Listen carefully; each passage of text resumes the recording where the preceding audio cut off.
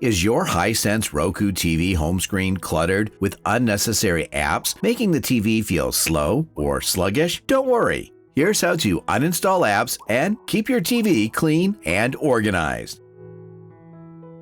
So first, take a quick look at your home screen. You'll probably see a lot of apps there. To remove one, just highlight the app you want, then press the star button on your remote. A menu should pop up right away. If you don't see the delete option, make sure you're on the main apps row, not the quick access menu. Then press the star button again. Once the menu appears, you'll see a few options. Just scroll down and select Remove App.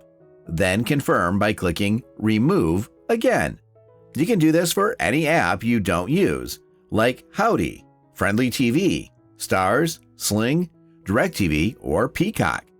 Basically, anything you don't need anymore. And if you ever need those apps again, you can reinstall them anytime. For help, check out our dedicated video on installing apps on HiSense Roku TV. And that's it. Hope this helps. Stay tuned with Fix 369.